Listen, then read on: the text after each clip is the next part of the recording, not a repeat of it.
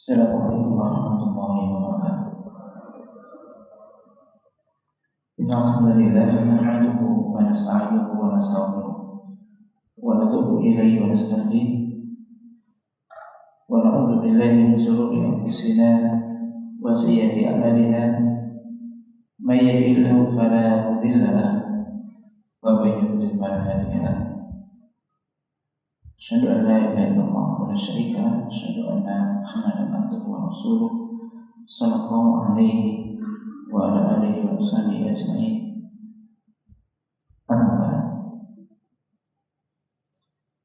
jemaah sekalian yang dirahmati Allah Subhanahu wa taala, alhamdulillah kita senantiasa menjadikan puji syukur kepada Allah Subhanahu wa taala atas nikmat yang diberikan oleh Allah kepada kita semuanya. Jemaah sekalian dirahmati Allah Subhanahu wa taala, insyaallah kita pagi ini akan melanjutkan kajian kita. Insyaallah pagi ini kita akan melanjutkan kajian yang di Ramadan tentang kandungan ada petunjuknya terkandung di dalam surah Al-Fatihah. Karena ini terkait dengan surat yang biasa kita baca di dalam sholat.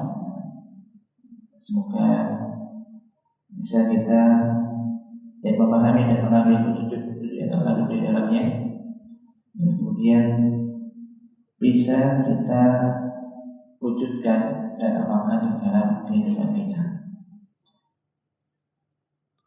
Petunjuk yang kedua, yang pertama adalah ayat ini al-istisqa ibadah, jadikan Al-Fatihah ini penawar atau obat, termasuk penyakit hati dan juga penyakit badan. Dan penyakit hati ini yang lebih dahsyat, dan di situ disebutkan bahwasanya penyakit hati orangnya kembali kepada dua, yaitu penyakit syubhat dan syahwat. Syubhat dan juga syahwat. Maka ini penyakit syubhat ini dia tanpa ilmu. Jadi kita melihat sesuatu yang sebenarnya tidak benar, dianggap jadi benar. Ada syahwat ini mengetahui kebenaran tapi tidak diamalkan. Ini dua semua penyakit yang bahaya. Dan juga penawarnya ini ada obatnya, ini ada di dalam surah Al-Fatihah. Ini termasuk jika kita baca ini surah Al-Mustaqim, surah Al-Ladina Al-A'ta alaihim ghairil maghdubi alaihim waladdallin. Inilah kebicaraan yang lurus, jalannya orang-orang tanpa berikan kenikmatan kepada mereka, yaitu kita nabiyin, siddiqin, syuhada dan sholihin. Ghairil maghdubi alaihim, jalannya orang-orang yang diberkahi. Yang kita kali minta perlindungan kepada orang dari jalannya orang-orang yang diberkahi, yaitu orang-orang yang mengetahui kebenaran tapi tidak diamalkan, tidak diikutinya. Waladdallin bukan pula jalannya orang-orang yang sesat, orang-orang yang beribadah tapi tanpa dasarnya tidak minta perlindungan dari Allah kepada Allah dari itu. Mungkin bisa obat ketika itu dibaca, ketika setiap sholat minimal sehari 17 kali, ditambah dengan sholat-sholat nafilah, sholat-sholat sunnah, qobliyah, ba'diyah, sholat-sholat sunnah yang lain. Dan berkali-kali seorang hamba berdoa pada Allah Subhanahu wa taala dengan baca Yesus Al-Fatihah di dalam sholatnya. Maka semoga dengan demikian ini dari Allah memberikan kepada kita petunjuk ilmu dan juga amal. Tidak hanya sekedar mengetahui ilmu yang benar kemudian tidak mengikutinya, tidak pula beramal tanpa ilmu, tapi kita minta ilmu jalan yang lurus, ilmu itu ajaran dibawa oleh Nabi SAW dan juga bisa mengamalkannya. Kemudian yang kedua sekarang adalah yaitu at-tauhid. Di antara kandungan petunjuk Di surah Al-Fatihah adalah at-tauhid. Surah Al-Fatihah ini mengandung 3 macam tauhid yang Allah menciptakan kita semuanya dalam rangka untuk itu dan untuk merealisasikan, untuk mewujudkan tauhid tersebut. Sebagaimana Allah Azza wa Jalla dalam berfirman, "Wa ma khalaqtul jinna wal insa illa liya'budun." Dan tidaklah diciptakan jin dan manusia kecuali agar mereka beribadah kepada. Di antara tafsiran juga yuwahiduni, agar mereka mentauhidkan aku. Dan ini yang pertama. Demikian juga Allah Ta'ala juga berfirman, Allah alladzi khalaqa sab'a samawati wa minal ardi mislahun yatanazzalu al-amru bainahunna lita'lamu anna Allaha 'ala kulli syai'in qadir wa anna Allaha qad ahata bi kulli syai'in. Allah dialah yang telah menciptakan 7 langit dan dari penciptaan juga serba.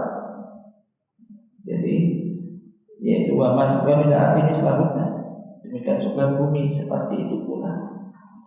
Yang tanazzalu al-amru bainahunna, perintah Allah berlaku padanya agar kamu mengetahui bahwa Allah itu Maha Kuasa atas segala sesuatu dan Allah benar-benar meliputi segala sesuatu.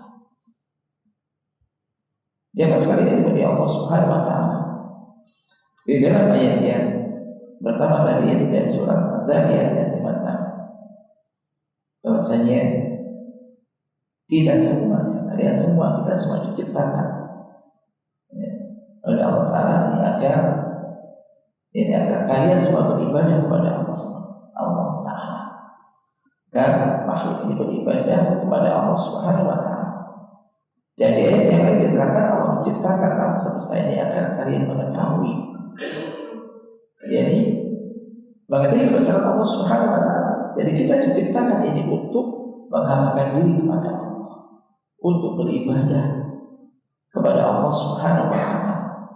Dan yang kedua, untuk mengenal Allah Subhanahu wa Ta'ala. Oleh karena itu, para ulama mengatakan tauhid itu ada jadi apa? 2 macam. Yaitu tauhid amali dan tauhid ilmi. Tauhid amali dan juga tauhid ilmi. Tauhid amali yaitu tauhid uluhiyah, berupa amalan, mewujudkan tauhid dengan amal perbuatan. Yaitu dengan cara jadi ada sholat hanya untuk Allah, tidak ada maka sholat kecuali hanya untuk Allah. Ada berkurban, menyembelih sembelihan kurban hanya untuk Allah. Ditujukan hanya karena Allah, bukan berkurban kepada selain Allah. Kadang sebagian orang ada, yani misalkan orang menempati suatu tempat yang baru, rumah yang baru dan semisalnya, kemudian mungkin agar supaya tidak diganggu nantinya oleh makhluk ada di situ, makhluk halus dan semisalnya, kemudian memberikan sembelihan, tanam di situ, atau misalnya mereka sembelihan ditujukan dilakukan ke lautan dalam bentuk keselamatan, maka tentu ini tidak boleh. Maka dia tidak akan berkorban kecuali hanya untuk Allah Subhanahu wa Ta'ala. Demikian juga ada bernazar hanya untuk Allah, ada berdoa hanya kepada Allah. Itu tauhid amali, tauhid uluhiyah. Berdoa hanya kepada Allah, beristighotsah, minta pertolongan di saat sulit, ini hanya kepada Allah Subhanahu wa Ta'ala. Atau minta bantuan dan pertolongan ini hanya kepada Allah Subhanahu wa Ta'ala. Kemudian yang kedua tauhid ilmi. Dan tauhid ilmi ini yaitu yang dimaksud diberi tauhid rububiyah dan tauhid asma wa sifat. Jadi ini sama. Ini tauhid uluhiyah rububiyah, asma wa sifat, atau dengan tauhid ilmi atau tauhid amali tadi. Jadi tauhid ilmi itu tauhid rububiyah dan tauhid asma wa sifat, yaitu dengan cara Anda mengenal Allah Subhanahu wa taala. Mengenal Allah Subhanahu wa taala dengan sebenar-benarnya. Beriman kepada Allah, beriman kepada rububiyah Allah, kepada kerajaannya, keagungan dan kesempurnaannya, serta kepada asma dan sifat-sifatnya. Jadi dialah Allah yang tiada sembahan yang berhak untuk disembah kecuali Dia. Kita meyakini itu. Yang maha mengetahui yang gaib dan yang nyata. Dialah yang maha pengasih lagi maha penyayang. Dialah Allah yang tidak ada sembahan yang berhak untuk disembah kecuali Dia. Maha Raja, yang maha suci, yang maha sejahtera, yang maha keamanan, memberikan, menjaga keamanan, pemelihara keselamatan, yang maha perkasa, yang maha kuasa, yang memiliki segala keagungan.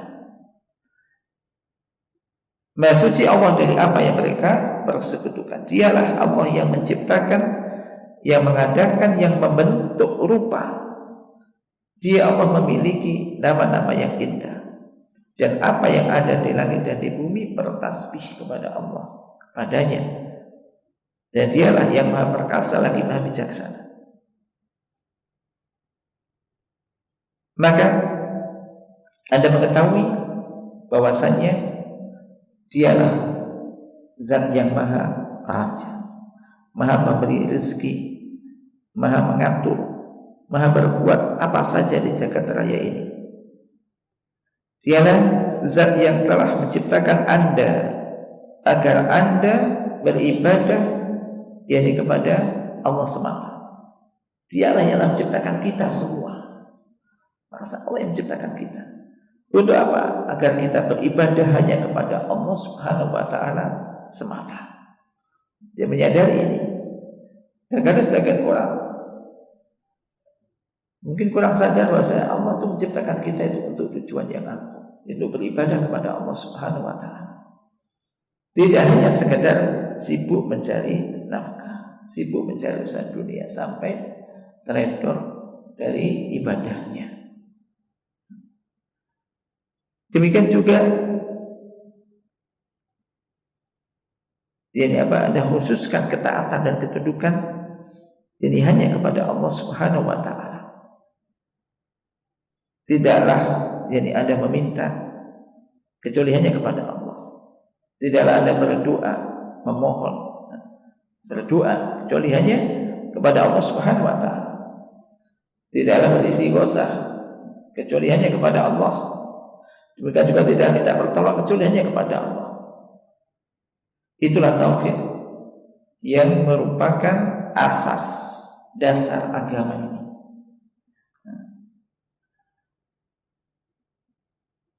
Di mana yang merupakan ruhnya Islam, din dan juga tanda kebahagiaan. Tidak ada kebahagiaan bagi manusia dan tidak akan amalnya diterima dan tidak bisa berikan yang manfaat darinya apabila tauhid telah hilang darinya. Ini menunjukkan pentingnya masalah ketauhidan ini. Maka dengan tauhid ini amalan akan bisa menjadi benar dan juga akan bisa diterima. Dan jika tauhid ini tidak ada, maka amalan tersebut akan menjadi batil dan tidak diterima. Nah, ini penting. Yang ternyata terkandung di dalam ini apa surat Al-Fatihah ini. Kemudian jemaah sekalian yang dirahmati Allah Subhanahu wa taala,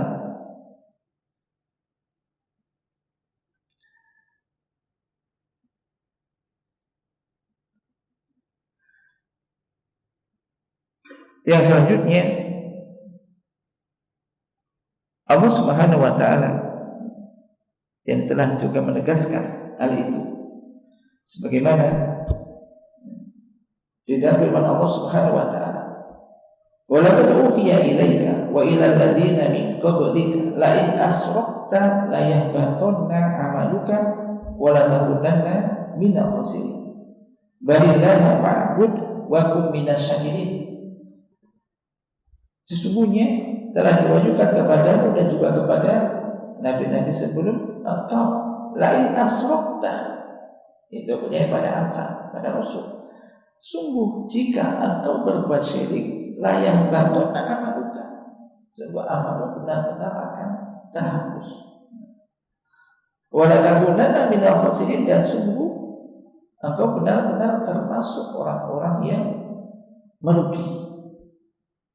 Balillah fa'bud wa kum minasyahidin, tetapi Allah sembahlah Dia, beribadah kepada Allah, dan jadilah kamu termasuk orang-orang yang bersyukur. Jemaah sekalian dari Allah Subhanahu wa taala. Demikian juga Rasulullah sallallahu alaihi wasallam telah bersabda, "Ad-du'a'u huwal ibadah." Doa itu adalah ibadah. Doa itu adalah ibadah. Jadi kalau kita berdoa tanpa memikirkan diberikannya kapan, dikabulkannya, apakah langsung di dunia, apa nanti di akhirat, apa dengan doa itu dijauhkan dari para bahaya. Tapi kita yakin kita berdoa itu, yang pertama kita rasakan doa itu ibadah. Jadi ketika kita sedang berdoa itu, kita sedang beribadah kepada Allah Ta'ala. Doa itu adalah ibadah, maka harus ditujukan hanya kepada Allah. Maka kita berdoa, nggak boleh berdoa kepada selain Allah, berdoa kepada Allah. Waqala Rasulullah SAW di Ibnu Abbas, demikian juga Rasulullah telah bersabda kepada Ibnu Abbas, yaitu idza sa'alta fas'alillah wa idza ista'anta fasta'in billah. Jika kamu minta, mintalah kepada Allah, dan jika kamu minta tolonglah kepada Allah. Kalau kita baca di hari sebelumnya, jadi kalimat pertama yang disampaikan Rasul pada Ibnu Abbas yaitu ifadillah yang empat. Ifadillah tajidu wujud jahadah. Dijagalah Allah, Allah akan menjaga kamu. Dijagalah syariat-syariat Allah. Lakukan perintah-perintahnya. Tinggalkan larangannya. Yahfadka, pasti Allah akan menjaga kamu. Ini tauhid. Ini kita tanamkan kepada diri kita dan juga kepada anak-anak kita. Jagalah syariat Allah, jagalah Allah. Maka tajidu wujud jahadah, kamu akan mendapatinya di hadapan. Ketika kita membutuhkan sesuatu, Allah akan menolongnya. Jagalah syariat-syariatnya. Nanti punya ini terkait dengan tadi masalah ibadah, masalah berdoa. Maka Nabi mengatakan pada Ibnu Abbas ketika itu masih anak, usia sekitar 9 tahunan atau 10 tahunan. Jika kamu minta kepada Allah, dan jika kamu minta tolong kepada Allah. Perhatikan ibadah apa-apa. Ini penting. Terkadang sebagian orang mungkin, kita juga terkadang ini masih kadang mengandalkan makhluk. Misal begini, punya anak dan ke Jawa, belajar dari Jakarta atau di mana. Nah, kalau tadi ada apa-apa, kamu hubungi ini saudara bapak, kenalnya bapak, temannya bapak, bisa. Ya kan? Ditanamkan untuk ini kepada makhluk. Maka enggak tanamkan kepada idza sa'alta fas'alillah. Jika kamu nanti butuh apa, minta kepada Allah. Saya minta kepada makhluk. Idza sa'alta fasta'in billah. Jika kamu minta tolong kepada Allah. Ini bimbingan apa? Nabi. Untuk kita semuanya. Untuk kita semuanya ditanamkan masuk ke anak-anak kita, supaya orang itu tidak tidak menggantungkan kepada makhluk. Baik, terkadang kita bisa telah diberi nomor penting, bisa ternyata HP-nya hilang atau hanya HP-nya ketinggalan. Nomor yang penting ada di situ. Padahal dulu di sini kalau ada apa-apa minta hubungi ini. Ini relasi semua atau masih saudara, masih orang-orang penting bisa. Bila begitu nomor hilang atau HP-nya ketinggalan, bingung. Seakan-akan aduh mati, mana ini? Tidak. Di mana Allah? Mana tauhid kita? Hubungan kepada Allah langsung. Ya, orang kepada terkadang orang sekarang HP itu kan suatu yang kayak penting. Ketika ada nomor-nomor penting, nah kemudian suatu ketika ketinggalan, dia bingung. Apalagi kalau rusak, sementara sangat dibutuhkan, bingung juga. Sementara ada yang langsung dan nggak pernah bisa rusak apa? Hubungan dengan Allah, ya kan? Ini langsung. Ketika ada sesuatu tidak menghubungi orang, menghubungi Allah, berdoa pada Allah, mohon pada Allah, dimanapun kita berada atau berada, bisa langsung minta kepada Allah. Karena kita tidak bisa pernah lepas dari Allah. Ini tahu, nyaman kan? Ini terkadang kita manusia ini terkadang diberi semacam tadi. Jadi ada keinginan-keinginan atau hal-hal yang terkadang ini tawakalnya kepada Allah, bersandarnya kepada makhluk lebih besar. Padahal kita sadar semua itu adalah lemah. Manusia sehebat apapun kalau nggak ditolong oleh Allah juga nggak bisa apa-apa. Maka ini singkat tapi padat. Idza sa'alta fas'alillah. Nabi Muhammad pada Ibnu Abbas dan juga pada anak-anak kepada diri kita dan anak-anak kita semuanya. Idza sa'alta, jika kamu minta kepada Allah. Wa idza sta'ta fasta'in billah, jika kamu mohon pertolongan hanya kepada Allah. Wa'lam anna al-ummah law istama'at ala an yanfa'uka bi syai'in lam yanfa'uka illa bi syai'in qad katabahu Allah lak. Dan ketahuilah dan yakin bahwasanya umat ini, seandainya umat, semua manusia umat, banyak orang ini bersatu padu untuk berupaya memberikan manfaat kepadamu, mendatangkan kemanfaatan kepadamu, maka niscaya mereka tidak akan pernah bisa memberikan manfaat kepadamu kecuali dengan apa yang telah dituliskan oleh Allah untukmu. Ini tauhid. Semua orang bersatu mau kasih seseorang kepada kita misalnya, tidak akan pernah sampai kecuali apa yang memang telah dituliskan oleh Allah untuk kita. Demikian juga seandainya dan walau istama'u, dan seandainya mereka berkumpul untuk mencelakakan kamu, untuk mendatangkan madarat kepadamu, maka niscaya mereka tidak akan pernah bisa mendatangkan madarat kepadamu illa bisyai'in qad katabahu Allahu 'alaika, kecuali dengan sesuatu yang telah dituliskan oleh Allah akan menimpa kamu. Ini menjadikan orang pertama berarti tidak bergantung kepada makhluk. Nyatanya kalau mengandalkan makhluk, orang-orang yang misal, mengandalkan orang-orang yang kaya teman-temannya, mereka tidak akan bisa memberikan apa-apa kepada kita kecuali apa yang tadi kata Allah kepada kita. Demikian juga menjadi orang berani juga. Saat ada orang yang memang di situ, misalkan ada banyak orang yang ingin berbuat tidak baik kepada kita, maka kita yakin jaga syariat Allah, tetap jaga syariat Allah.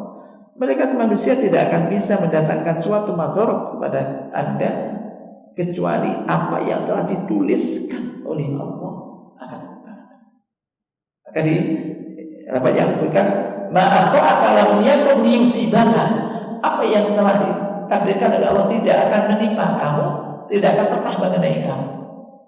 Wa ma'asabaka lam yakun liyuti'aka, dan apa yang telah dituliskan akan menimpa kamu tidak akan pernah meleset dari kamu. Ini menjadikan orang apa? Hidup ini bisa tenang dan berani. Jadi ini berani menghadapi kehidupan. Tawakal kepada Allah, minta kepada, bersandar kepada Allah. Jadi tauhid.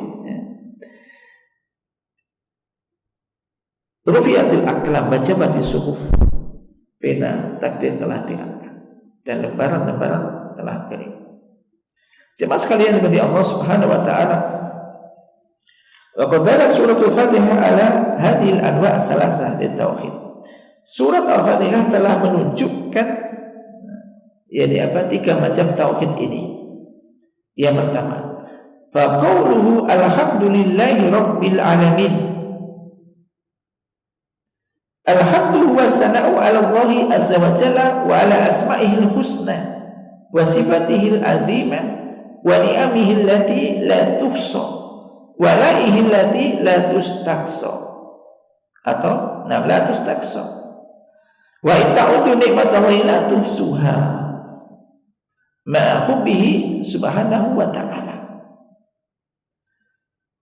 Fayamadu al-ibad li jalalihi wa kamalihi wa azamatihi wa li'annahu al-mun'im al-mutafaddil al-man ala ibadihi bi sunufin ni'am wa anwa'il minan. Fahuwa subhanahu wa ta'ala ahlul hamdi wa sana' wa akmalu ahwalil abdi ayyakuna hamidan lillah. Yaitu ayat alhamdulillahi rabbil alamin. Dia merupakan sanjungan, pujian, sanjungan kepada Allah Subhanahu wa taala atas nama-namanya yang indah, sifat-sifatnya yang agung, atas nikmat-nikmat Allah yang tidak terhitung, atas karunia Allah tidak pernah kita bisa untuk menghitungnya. Bahkan nikmat Allah itu tidak hanya beberapa, tapi banyak sekali. Qala ta'ala wa in ta'udu ni'matallahi la tuhsuha. Jika kalian menghitung nikmat Allah, pastilah kalian tidak akan pernah bisa menghitungnya. Nikmat yang menempel pada diri kita aja nggak bisa dinilai.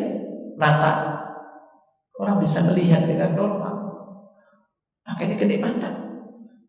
Nggak ada orang mau misalkan matanya diambil untuk diganti dengan uang 500 juta misalkan, belum tentu mau, ya kan?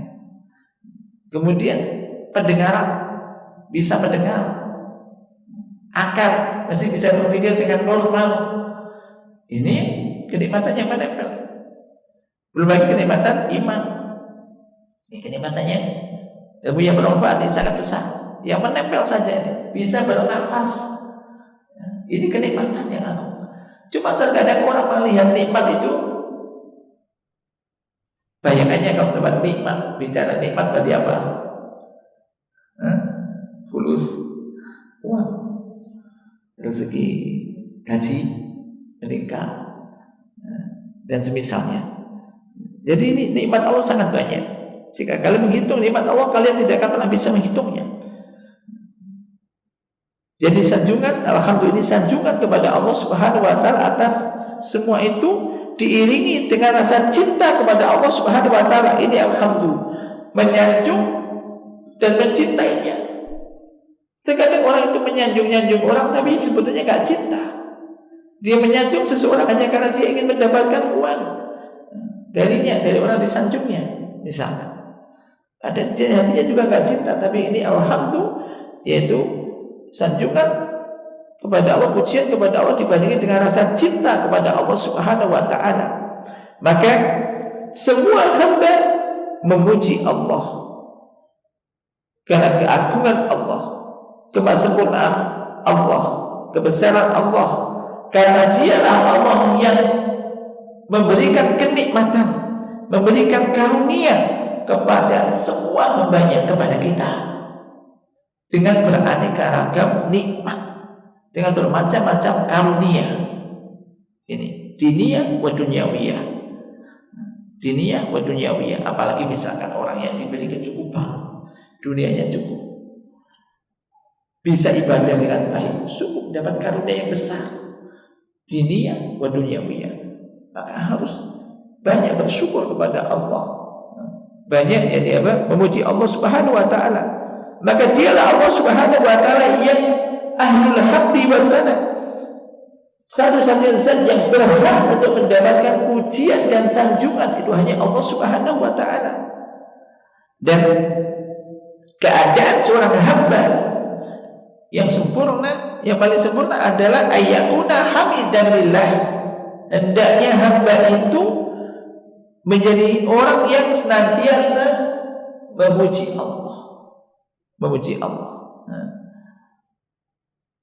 Qala Rasulullah SAW, inna Allaha la yarda 'anil 'abdi an ya'kula al-aklata fayahmadu 'alaiha aw yashraba syurba atau syarba fayahmadaha 'alaiha.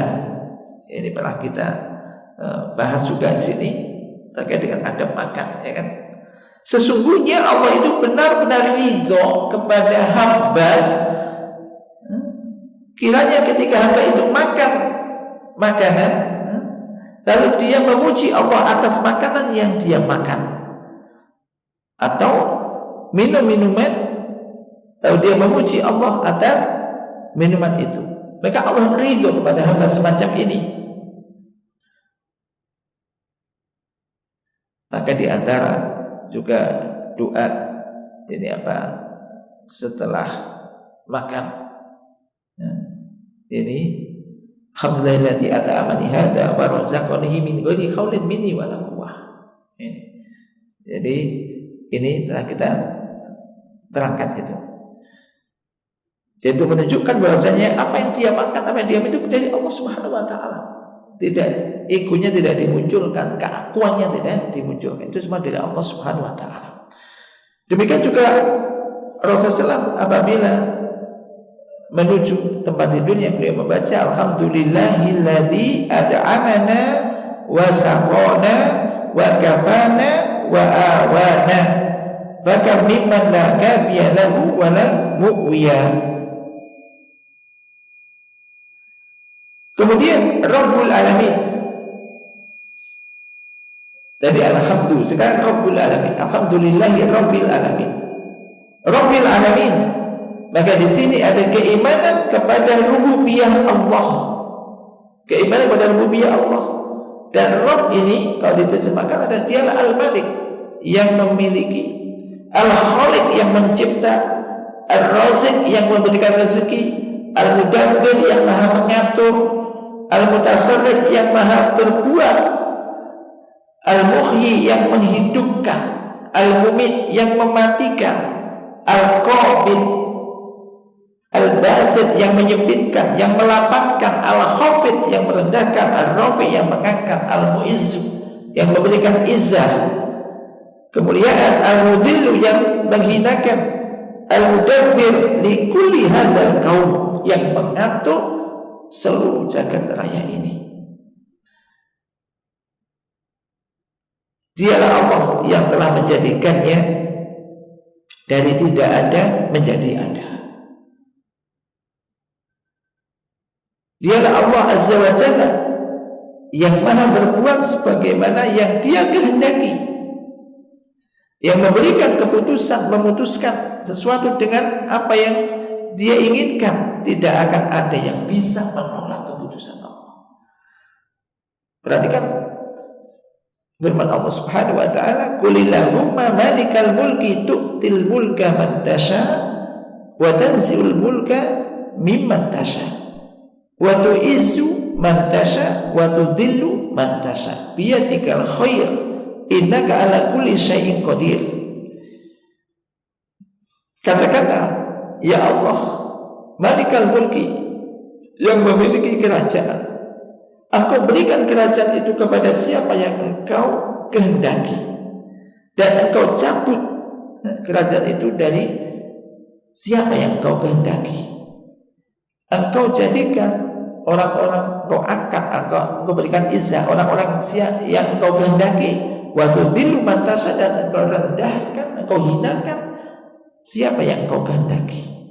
Biyadikal khair, di tanganmu lah semua kebaikan. Innaka ala kulli syai'in qadir, sesungguhnya Engkau ya Allah maha kuasa atas segala sesuatu. Ayat ini sering dibaca, akan sampai ayat ini. Jadi kalau semacam ini, memahami semacam ini, orang juga tidak akan iri dengan orang, tidak akan hasad. Allah Maha Kuasa untuk memberi dan menahan, untuk melapangkan dan menyempitkan. Sehingga semakin dekat dengan Allah, semakin kuat permohonan dia hanya kepada Allah Ta'ala. Demikian juga Allah Azza wa Jalla berfirman, "Qul huwal qadiru ala an yab'atsa 'alaikum adzaban min fawqikum aw min tahti arjulikum aw yalbisakum syi'an wa yudhiqa ba'dakum ba'sa ba'd. Undur kaifa nusarriful ayati la'allahum yafqahun." Katakanlah dialah Allah dialah yang maha kuasa untuk menimpakan, mengirimkan kepada kalian azab min fawqikum, dari arah atas kamu atau dari bawah kakimu, atau menimpakan kepada syi'au, kelaparan atau malapetaka, wa yudhiqa ba'dakum bahasa ba'd, yang disebabkan oleh sebagian dari kamu, entah peperangan, pertengkaran dan semisalnya. Undur, perhatikan, kaifa nusarriful ayat, bagaimana kami menjelaskan ayat-ayat, la'allahum yafqahun, agar mereka itu faham, agar mereka ini faham.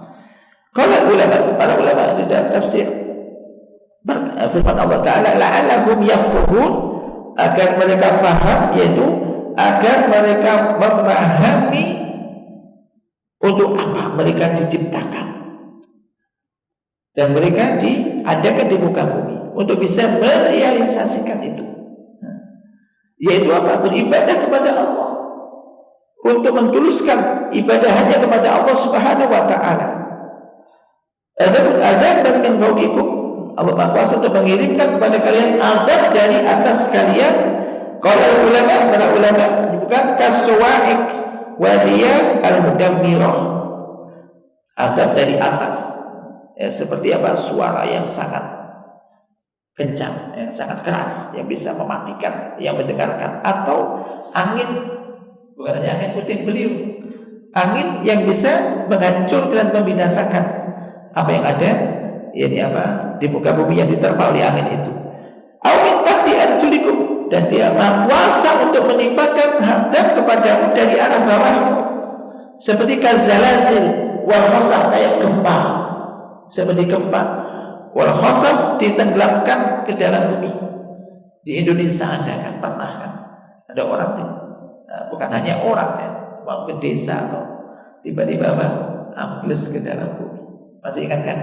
Ada itu. Padahal biasanya keras, tapi kok tiba-tiba ambles? Ya ini Allah Maha Kuasa untuk itu. Wa nadzalika min al-hukuman, dan hukuman-hukuman yang semisal dengan itu. Fallahu qadirun ala kulli syai'. Maka Allah itu Maha Kuasa atas segala sesuatu. Al-amru, keputusan perkara itu dengan perintah Allah. Dan makhluk ini ada ciptaan Allah semuanya. Wal amru kullu bi tadbiri, semua perkara ini itu dengan pengaturan Allah Subhanahu wa Ta'ala. Faida aqala muslim, ada makna yang penting. Jadi kalau kita menyaksikan semua itu tidak hanya sekedar ya sudah, ini hanya kejadian alam, tidak.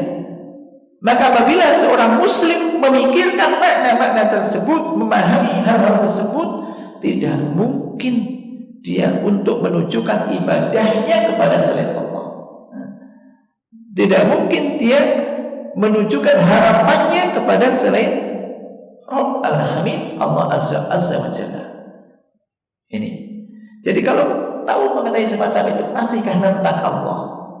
Masihkah berlaku maksiat kepada Allah? Sehingga apapun, setinggi apapun, sekuat apapun gedung yang dibangun, misalkan dia punya gedung yang sangat kuat, rumah yang tingkat, kalau Allah menghendaki untuk tiba-tiba turun ambles ke dalam bumi, sangat mungkin. Allah ala kulli syai'in qadir, Allah itu Maha Kuasa atas segala sesuatu. Kalau orang menyadari semacam itu, dia akan senantiasa menjaga ketaatan kepada Allah, dia akan menentang Allah Subhanahu wa Ta'ala.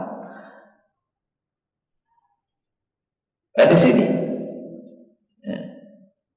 jadi disebutkan di kitab ini, kitab saya Abdul Razak ini, oleh karena itu termasuk bentuk kejahilan dan kesesatan.